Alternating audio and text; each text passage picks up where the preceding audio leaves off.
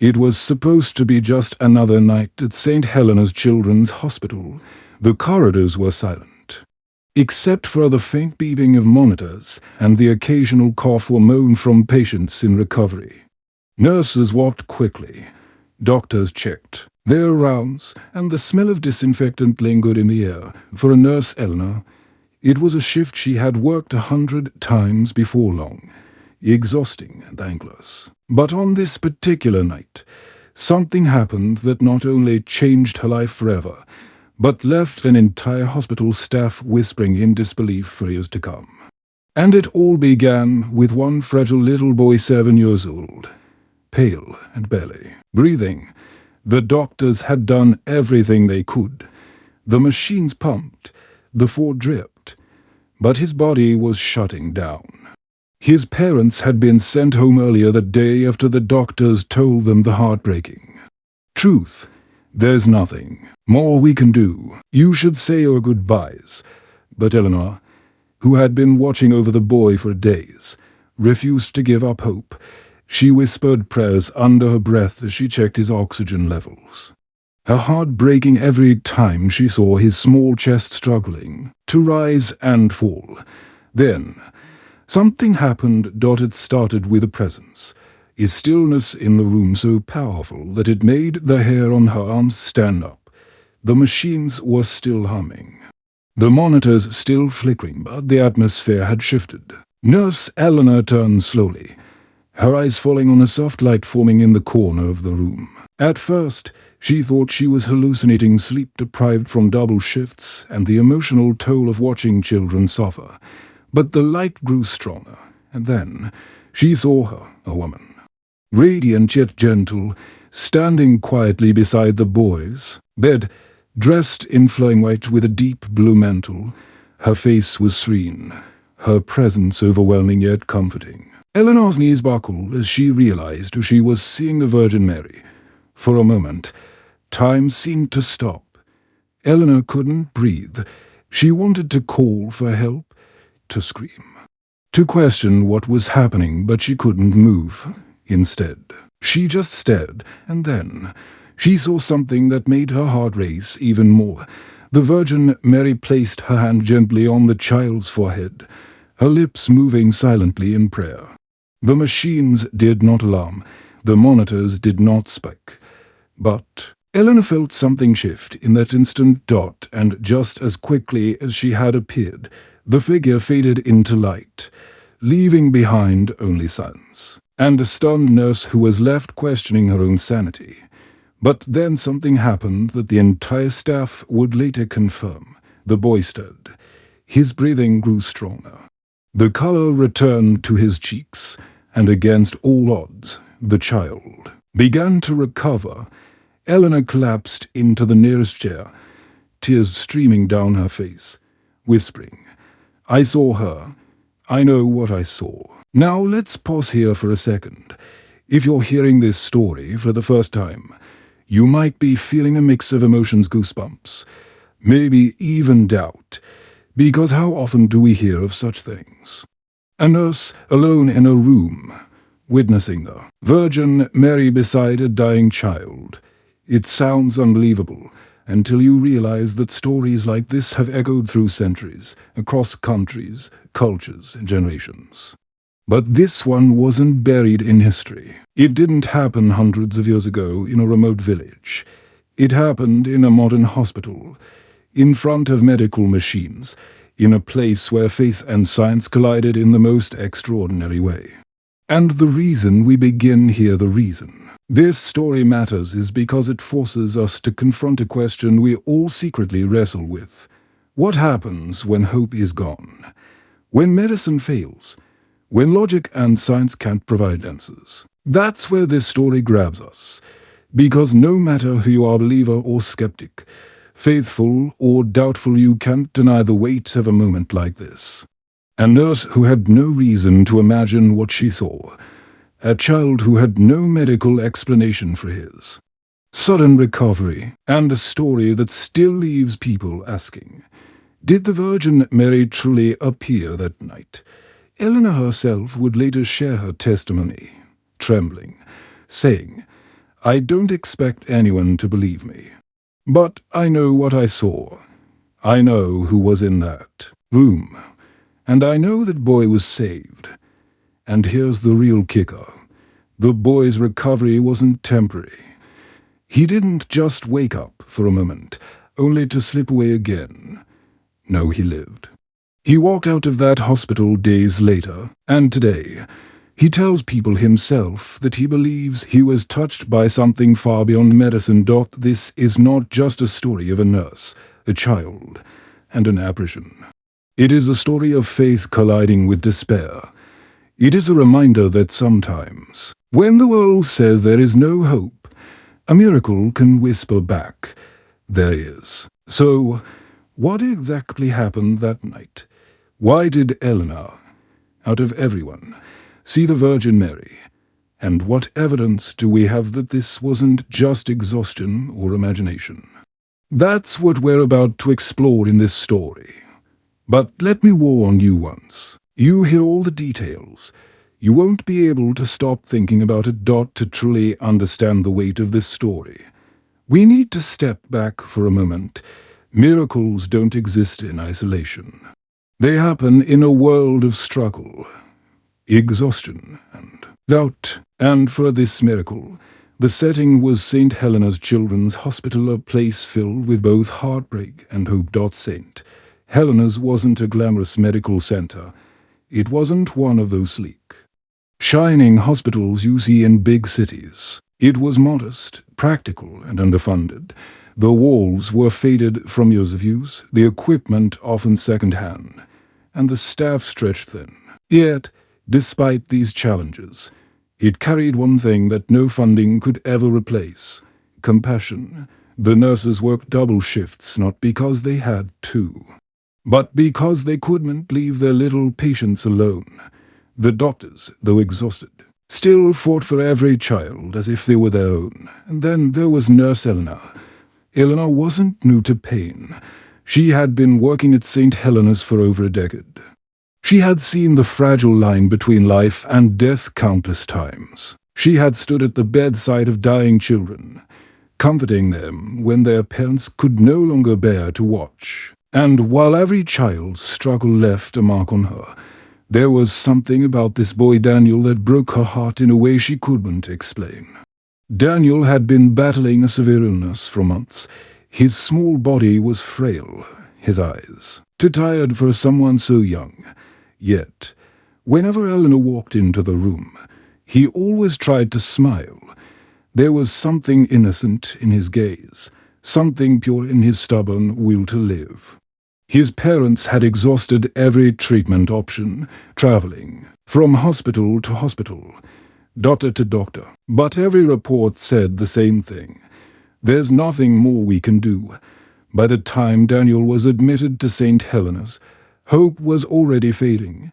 The doctors had tried aggressive treatments, but his condition only worsened. Each passing day, his breaths became shallower, his body weaker. By the night of the miracle, the medical staff knew they were witnessing his final hours. But what they didn't know, what none of them could have expected, was that something beyond medicine was about to step into that hospital room. Eleanor's state of mind. To understand why Eleanor's testimony mattered, we need to look at her mental state. Skeptics often dismiss such visions as hallucinations brought on by exhaustion or stress. And yes, Eleanor was tired. She had been working long shifts, carrying the emotional burden of watching Daniel fade away. But here's the difference. Eleanor was not a woman who sought attention or dramatics. She was quiet, humble, and deeply respected by her colleagues. She had no history of strange visions, no record of breakdowns. If anything, she was known for her calm composure, even in the face of death. That's why her account carried so much weight later on. Because when Eleanor said, "I saw the Virgin Mary," people listened. The spiritual atmosphere. Now let's talk about something often overlooked: the spiritual energy of hospitals. Anyone who has ever walked the halls of a children's ward knows the mix of emotions that linger in the air. There's grief, there's laughter, there's desperation, and there's hope. It's a place where parents bargain with God, where prayers rise in whispers, and where faith is often the only medicine left. Daniel's room was no different. His mother had been praying the rosary daily at his bedside before exhaustion forced her to leave. His father, though quieter in his faith, still held his son's hand and whispered, "You're strong. Buddy, don't give up." Those prayers didn't vanish into the walls. They hung there, filling the space. For Eleanor, who had grown up Catholic, those prayers became part of her nightly ritual. Even when she was alone in the room, she found herself whispering fragments of the Hail Mary, asking for strength, asking for a miracle she didn't dare believe could happen. So when that presence entered the room, when that light began to grow, it wasn't just random. It was in a place already soaked in prayer, already begging for divine intervention. The boy's condition be the hour before the miracle. Daniel's condition was critical. His oxygen saturation had dropped dangerously low. His pulse was weak, and his skin had taken on the pale tone that doctors know all too well. By every medical standard, he was slipping away. Eleanor had checked his vitals again and again, hoping for some sign of improvement. But the numbers told the same heartbreaking story. She wrote the latest notes in his chart with trembling hands, silently begging for the strength to stay composed when the inevitable came. That's when it happened. Why this matter sits important. To set this stage, because without it, the miracle loses its weight. This wasn't just any moment. This wasn't a nurse imagining things in an ordinary shift. This was a woman standing at the edge of hopelessness, watching a child take his final breaths, when suddenly something extraordinary intervened. The backdrop of suffering, the exhaustion of the staff, the faith of the parents, and the innocence of the child, all of these threads wove together into one single, unforgettable night. And that's what makes the story so powerful, because if this had happened anywhere else on a street corner, in a dream, or in a casual conversation, it might have been dismissed immediately. But in a hospital room, where every machine, every monitor, and every chart pointed to death, life reappeared, and no one could explain why. Eleanor herself later said, "I wasn't just seeing something with my eyes, I felt it in my entire body. The peace, the warmth, the certainty that she was there, it was undeniable. And then, when Daniel began to breathe stronger, I knew it wasn't my imagination. That's the context. That's the stage. A nurse, a dying child, a family's desperate prayers, and a hospital staff too tired to believe in miracles. And yet on that night something happened that would challenge everything they thought they knew. The clock in Daniel's hospital room ticked quietly, its sound almost mocking in the heavy silence. Machines beeped faintly, monitors flashed red warnings, and the dim hospital lights gave the room an unnatural glow. Everyone knew what was coming. Death wasn't a stranger here. It lingered in the hallways, whispered in the waiting rooms, and now it was inching closer to Daniel's fragile body. But this night carried a strangeness Eleanor couldn't explain. Eleanor adjusted Daniel's IV, checked his oxygen, and tried to steady her trembling hands. She had done this routine hundreds of times before, but tonight the room didn't feel like every other night. It felt heavier, almost as if the walls themselves were holding their breath. Daniel's mother had just stepped out for a short break, finally convinced by Eleanor to grab a few minutes of rest.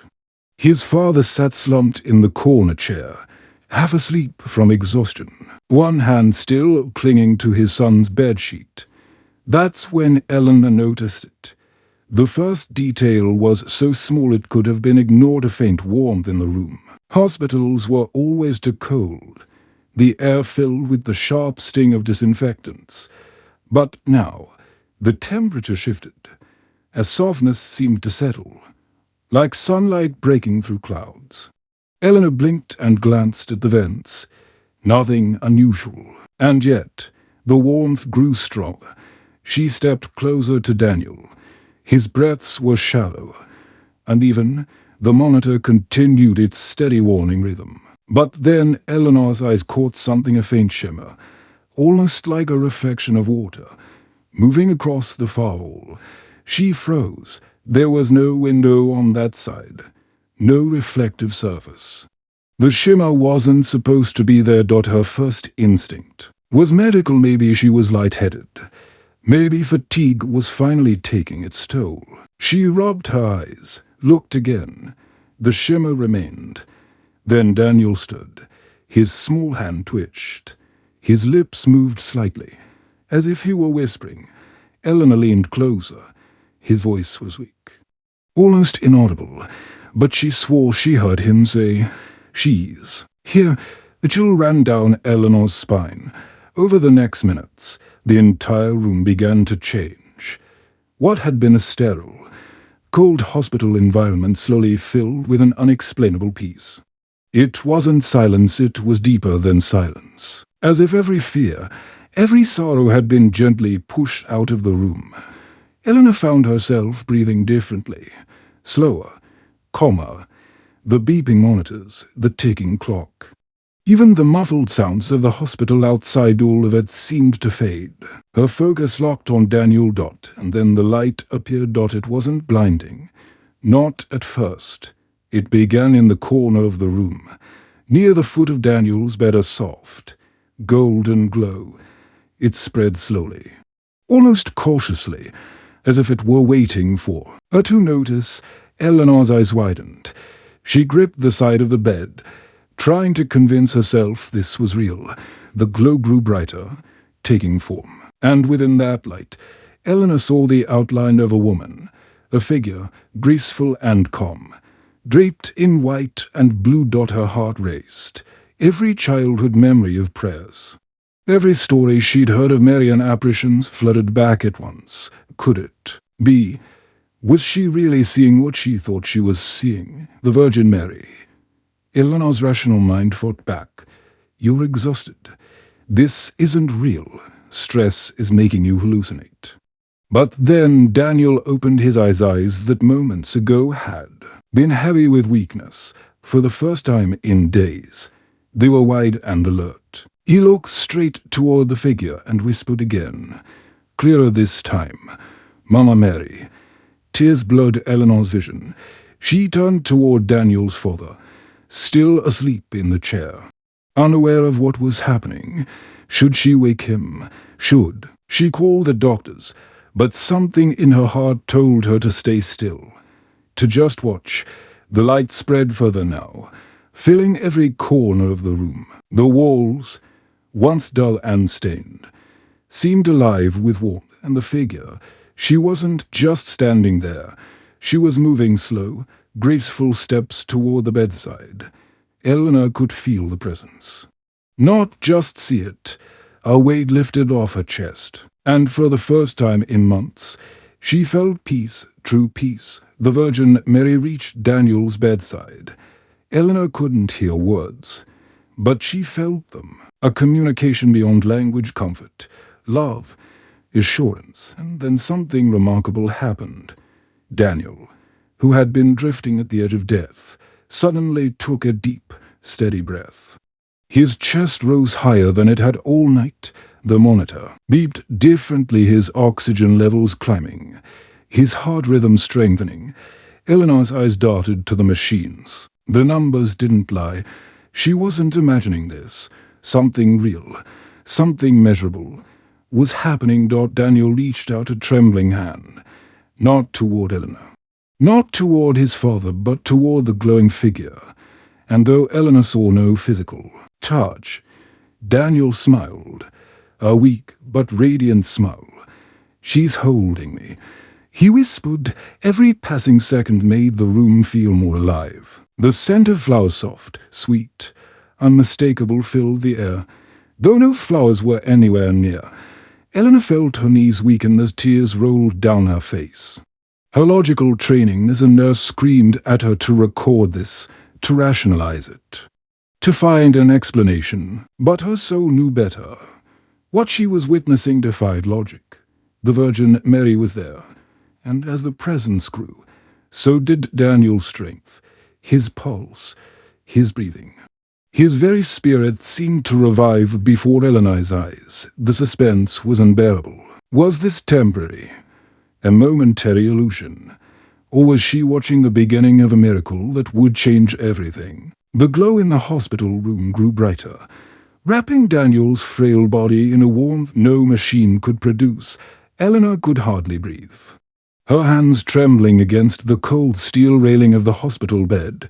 She had seen patients recover before, yes, but nothing like this, nothing that could be explained by medicine, science, or experience. And yet, just as hope began to rise in her chest, the machine suddenly screamed again.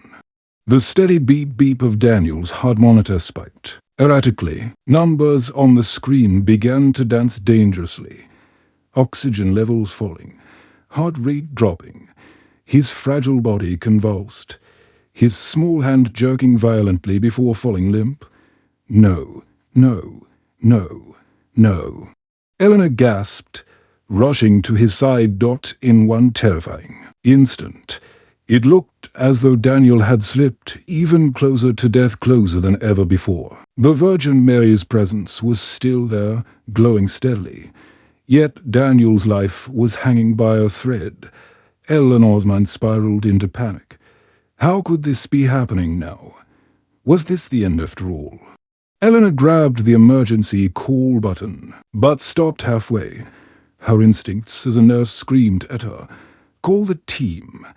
Begin resuscitation. Follow procedure." But her heart whispered something else. "Wait. Don't interrupt." Her training clashed violently with what her soul was urging her to believe. This wasn't negligence, it was trust. But could she risk it? Could she watch a child slip away without acting? Daniel's father stood in his chair, jolted awake by the monitor's alarm. "What's happening?" he cried, leaping toward the bed, panic twisting his face. Eleanor didn't know how to answer. Her lips trembled, her eyes darting between the machines, Daniel's pale face, and the glowing figure still standing silently by his side. Then something extraordinary happened. The Virgin Mary raised her hand. It wasn't a grand gesture. It was gentle, deliberate, filled with calm authority. As her hand moved slowly downward, the alarms silenced. The numbers on the monitor, which had been crushing, steadied. Daniel's breathing slowed into a rhythm more natural than before. Eleanor and Daniel's father froze, watching in stunned disbelief. The room held a sacred stillness. It was as if every atom paused, waiting for what would come next.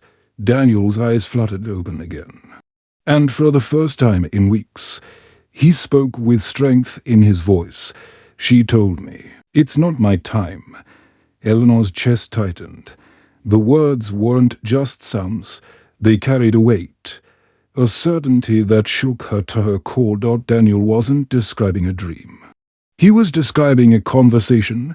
Tears filled his father's eyes as he clutched his son's small hand. "Who? Daniel. Who told you?" Daniel's lips curved into the faintest smile. "The lady in white." Eleanor's mind raced. This wasn't merely a vision for her anymore, it was shared. The child had seen, felt, and heard the same presence she was witnessing. This wasn't exhaustion or imagination.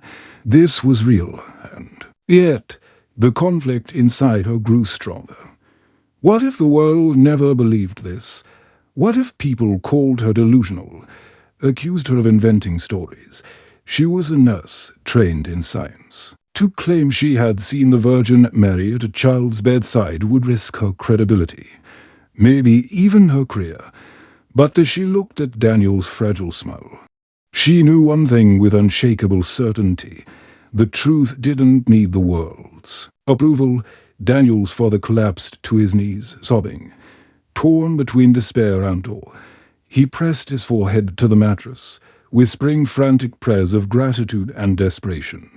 Eleanor couldn't move. Her body felt frozen in place, her eyes glued to the glowing figure, and then, for the first time, the Virgin Mary turned her gaze directly toward her, Eleanor's breath caught in her throat.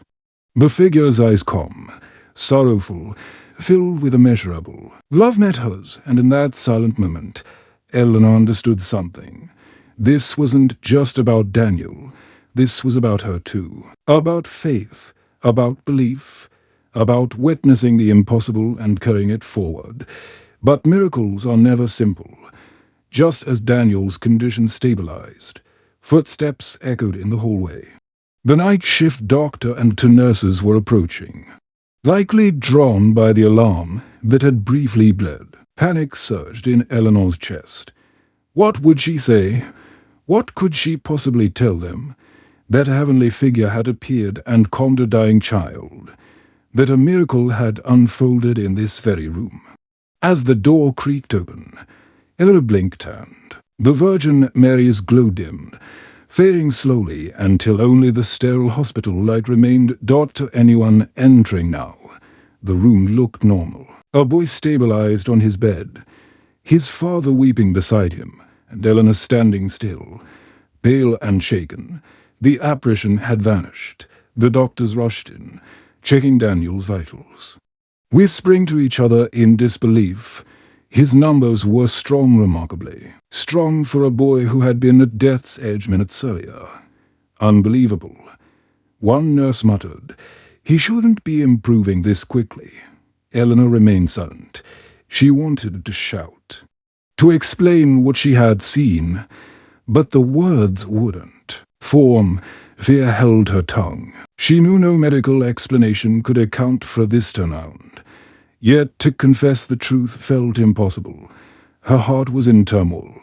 She had witnessed the impossible, but the world round her was blind to it. That was the twist. The presence had been real. The miracle undeniable, but only she and Daniel had seen it. His father had only glimpsed the aftermath, not the apparition itself. This meant Eleanor carried the weight of this miracle alone. It wasn't just about whether she believed, it was about whether she was willing to tell the story, to risk her reputation, to embrace the ridicule that might follow. And deep inside, she knew silence might be easier, but silence would also be a betrayal. The Virgin Mary's message wasn't simply to heal Daniel. It was to awaken faith, to remind the living that miracles still happened, even when logic tried to deny them. And for Eleanor, the conflict was no longer about what she had seen. It was about what she would do with it. The room grew quiet again. After the doctors left, their confusion lingering in the air like an echo, machines hummed softly, steady and calm. Daniel lay peacefully on his bed, his chest rising and falling with a rhythm that seemed almost miraculous compared to the gasping struggle of just minutes ago. Eleanor, however, was anything but calm. She leaned against the wall, her heart still pounding, her palms still damp. She couldn't shake the feeling that what she had witnessed wasn't just for her eyes alone, it was meant to be shared. And this is where you, the listener, the viewer, become part of this story. Think about it. How often do we move through life craving proof that there is something bigger out there? That maybe, just maybe, we aren't alone in our darkest moments. That's why Eleanor's experience feels so powerful. Because whether you're deeply religious or quietly skeptical, there's a part of you that longs for a reassurance, that longs for a sign. And in that hospital room, when death was moments away, a sign did appear. Not to a group of priests in a grand cathedral, not to an audience of thousands under perfect lighting, but to a single exhausted nurse and a fragile little boy who had nearly slipped away. The Virgin Mary chose them. Ordinary, everyday people. And isn't that what makes it even more extraordinary? We've all faced moments where hope felt impossible. Maybe it was sitting in a hospital waiting room, clutching the hand of someone we love. praying for even the smallest improvement. Maybe it was watching life spiral out of control, health, finances, relationships, and wondering if anything could change. In those moments, faith can feel fragile, almost useless. But Eleanor's story whispers something different, that even when everything looks hopeless, something greater may be at work. You don't have to be a nurse or a saint to witness the extraordinary. You just have to be human. Picture Daniel's father in that room, a man exhausted by weeks of fear and grief, who had probably whispered countless prayers into the void. For him, seeing his son open his eyes, hearing him whisper about the lady in white, that was life-changing. Imagine being in his shoes. Imagine your child at death's door, only to suddenly stir, breathe, and even speak again. Would you doubt what you saw, or would you fall to your knees, just as he did, overcome with gratitude? It's in his reaction that we find ourselves reflected. Because when miracles happen, our first response isn't always polished or articulate. It's raw, emotional, unfiltered. And then there are Daniel's words, the ones that still echo long after the machines quieted. She told me it's not my time. That single sentence carries the weight of heaven and earth. It's not complicated. It's not poetic. But it's real. And sometimes the most powerful truths come from the smallest voices. It reminds us of something universal, that life isn't always measured by statistics or medical charts. Sometimes it's measured by moments of unexplainable grace. You might be wondering right now, was this really the Virgin Mary? Could it have been imagination, hallucination? That's the very conflict Eleanor faced. But here's the thing, stories like this aren't meant to convert or convince. They're meant to connect. Because deep down, no matter what we believe, we all want to know that we matter, that someone is watching over us, that even when the world feels cold and merciless, love can break through.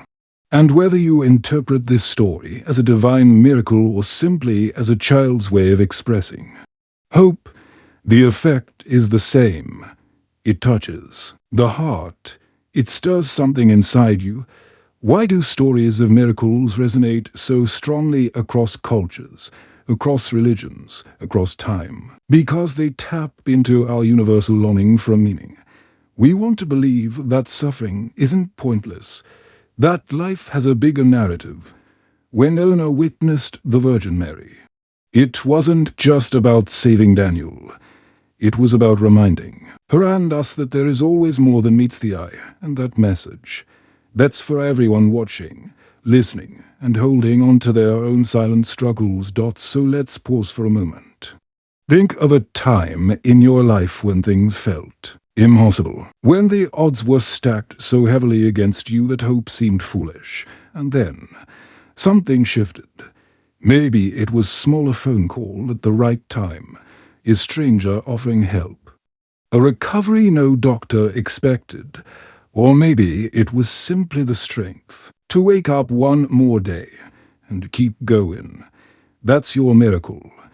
It may not have looked like a glowing figure in a hospital room, but it carried the same essence, light piercing through darkness. For Eleanor, this moment was transformative. She wasn't just a nurse doing her duty anymore. She was a witness to something bigger than her training, her science, her routine life. And that's the invitation this story extends to all of us, to become witnesses in our own way, to pay attention, to recognize the small mercies, the unexplainable joys, the moments that feel like grace breaking through. Because maybe miracles don't just happen to a select few. Maybe they're all around us, waiting for us to see them. Eleanor never forgot that night, and neither did Daniel's father, and Daniel himself. Well, his journey was far from over. But for everyone in that room, life was forever divided into before and after, and maybe, just maybe, as you're listening to this story, You feel a shift too, a reminder that in your darkest hours, you're not alone, that love, whether divine, human, or both, has the power to reach you even there. As Eleanor would later whisper to herself, replaying the memory in her mind, I didn't just see her, I felt her, and I'll never be the same. The hospital room was drenched in stillness. Only the dim glow of the monitor lit Daniel's pale face. Eleanor stood frozen, her eyes locked on the boy's lips as he whispered the words again. His small voice fragile but steady. She told me, it's not my time. For a second, time itself seemed to stop. The machines, the hum of electricity, even the chaos of the ward outside it, all faded. There was only Daniel, the scent of antiseptic in the air, and the invisible weight of something wholly pressing down on the room. Eleanor's breath caught in her throat. She wanted to run and call for help, but her legs wouldn't move. She wanted to rationalize what she'd heard, but her mind couldn't catch up, because deep inside, she already knew this wasn't ordinary. This was something else entirely. Moments earlier, Daniel's breathing had been shallow, his skin waxy, his tiny body barely clinging to life. The doctors had done everything, they had nothing left to try. But now, his chest rose with new strength, his lips curled into the faintest smile. His eyes opened, clearer than they had been in weeks. Eleanor blinked hard, her pulse racing. Was she hallucinating from exhaustion? Had she cracked under the weight of too many double shifts and too many losses? No, the room was alive with a presence she couldn't deny, and Daniel wasn't just breathing, he was healing. Eleanor stumbled closer, her trembling hand reaching for his pulse. It was stronger, steady. Impossible. The boy's father, who had been slumped in a chair by the window, shot upright. His eyes widened, glistening with tears. He rushed to his son's side, gripping his small hand, unable to speak, his whole body shaking with the shock of it all. Daniel, he whispered. The boy blinked, his gaze soft and peaceful. The lady in white, she was right here. Eleanor gasped, covering her mouth. Every hair on her arms stood on end. She wanted to deny it, to push the thought away, but she couldn't, because she had seen her to just a flicker, just a presence. But it had been enough to shake her soul. And then the strangest thing happened. The machines that had been screaming alarms just minutes ago now hummed quietly, as if they too had calmed in her presence. The fluorescent lights above, usually harsh and cold, seemed softer, warmer. It was as though the entire room had shifted to make space for something sacred. A peace Eleanor had never felt in all her years of nursing filled her chest. It was so thick, so real. She almost expected to see it pouring out into the hallway. Eleanor, who had spent years swallowing grief, carrying losses home in silence, found herself whispering words she hadn't spoken in decades. Thank you. Thank you. Tears blurred her vision. She couldn't stop them, nor did she want to.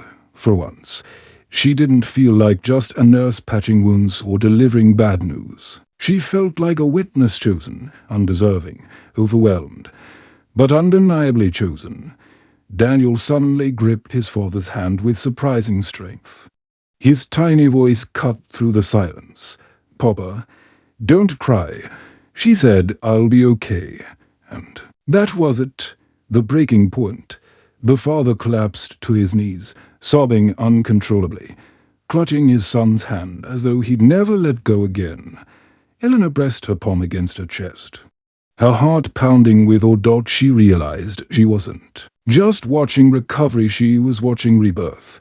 This wasn't about statistics, medical odds, or human logic anymore. This was about witnessing the impossible. In that moment, Daniel wasn't just a patient.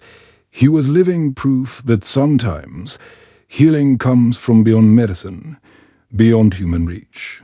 And Eleanor wasn't just a nurse. She was standing in the middle of a miracle for anyone who's ever sat at the edge of despair, waiting for a sign. This is what that sign looks like. It's messy, overwhelming, unexplainable.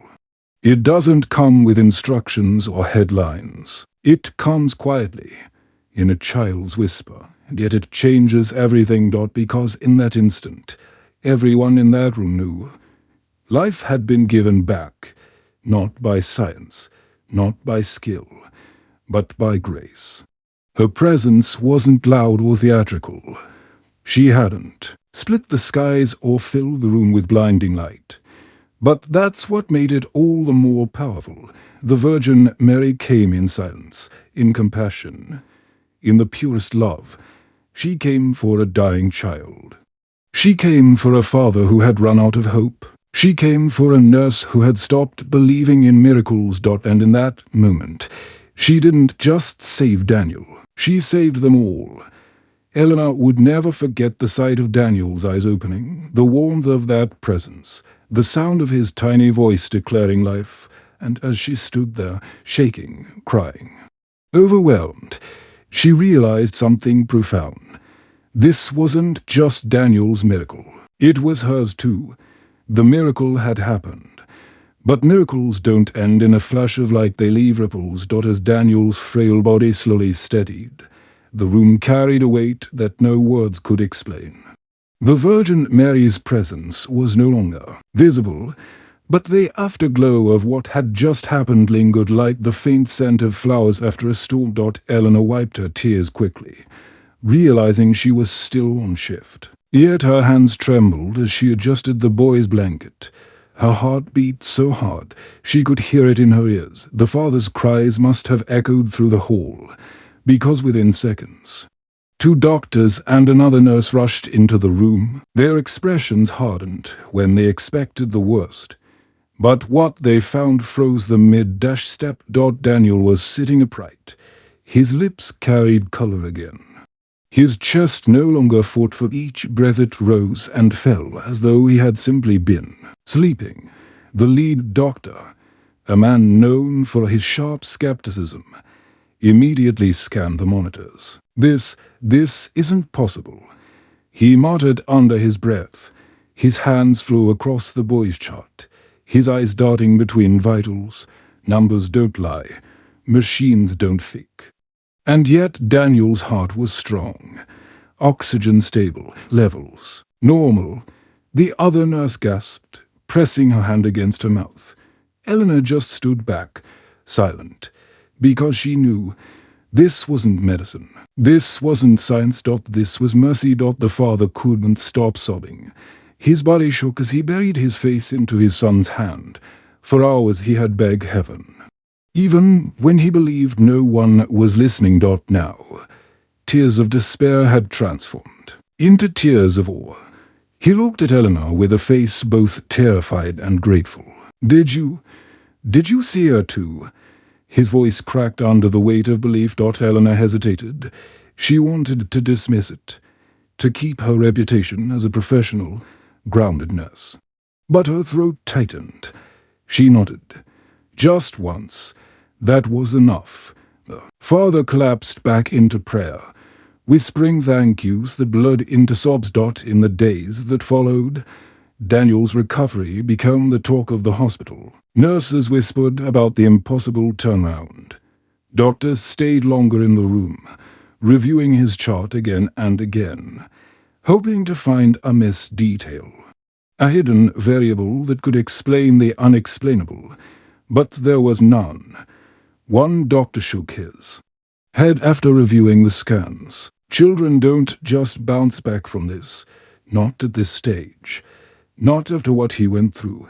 Another muttered quietly, almost to herself. Then maybe it wasn't medicine that saved him, for Eleanor. It wasn't about proving what happened. It wasn't about winning an argument. She had seen, and once you see something like that, you don't go back to being the same. On the 3rd day, when Daniel was sitting up and sipping broth, he looked at Eleanor with those same peaceful eyes. She told me you were tired. he said innocently. Eleanor froze.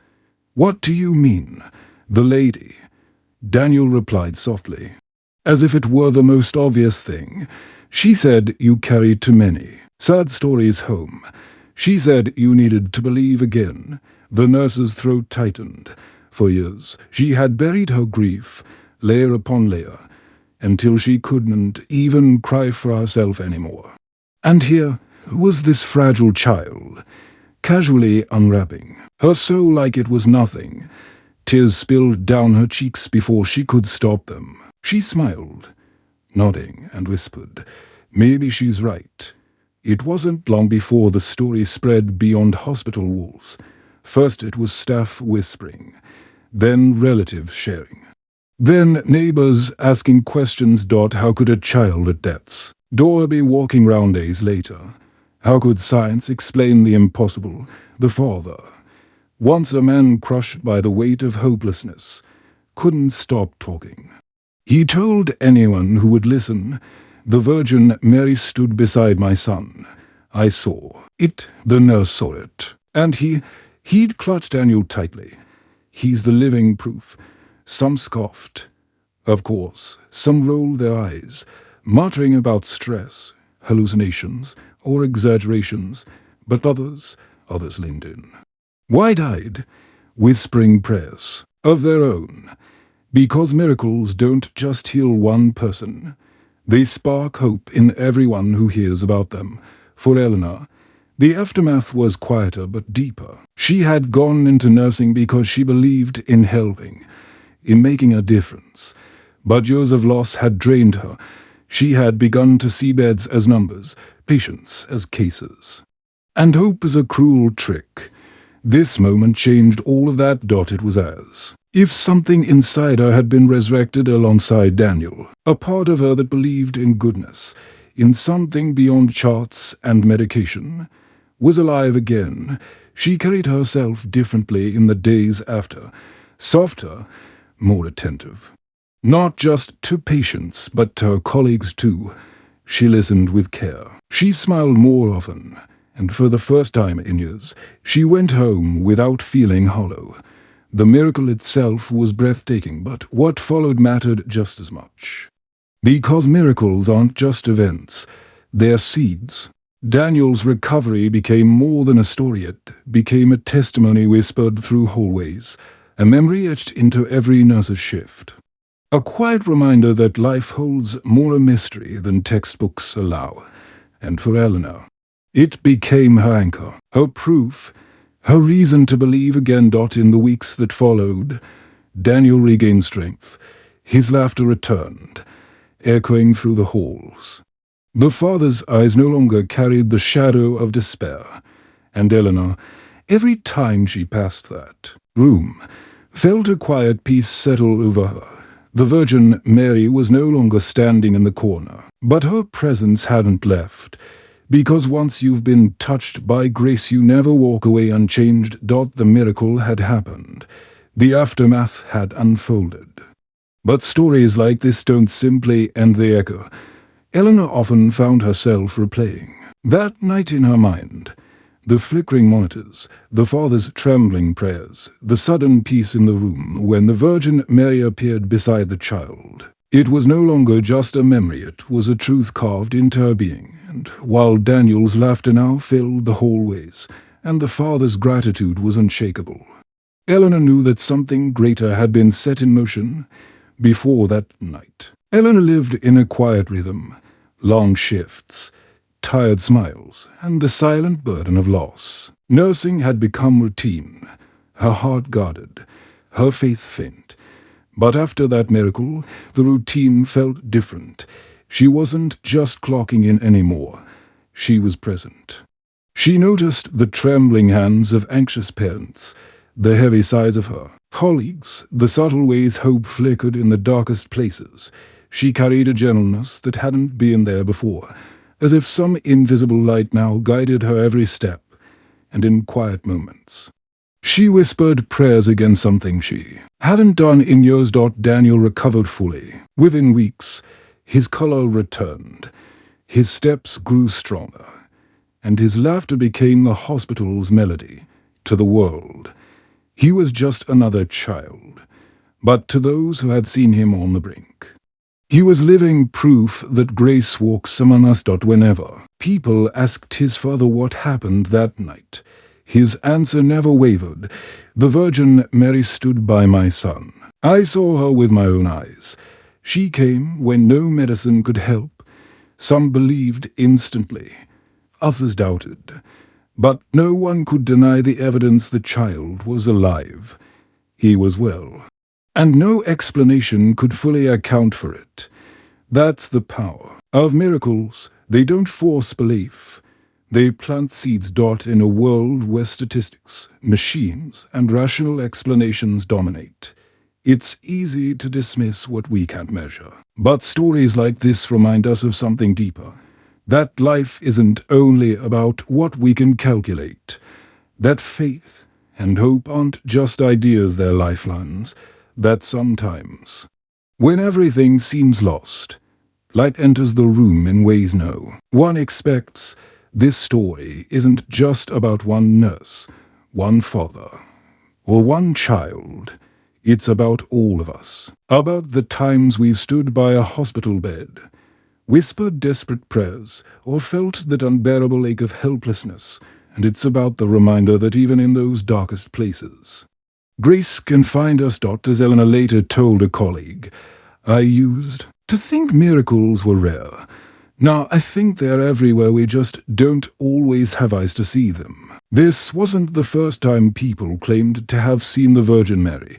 From small villages to bustling cities, from ancient cathedrals to hidden hospitals, countless stories echo through history, stories of healings, visions, and impossible rescues. Some dismissed, some believed, some documented in detail.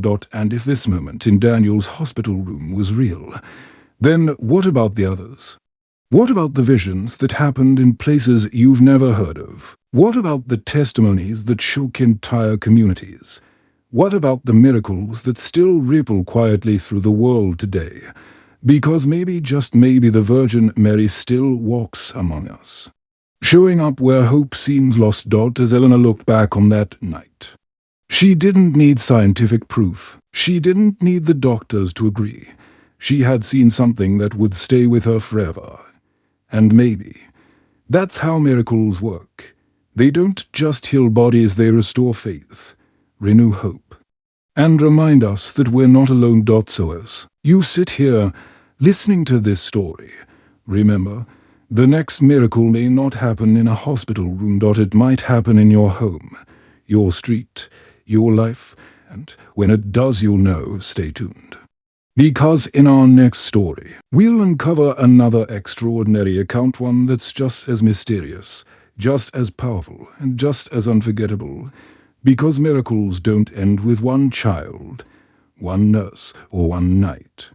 They continue spreading like light in the darkness, and maybe the next one is closer than you think.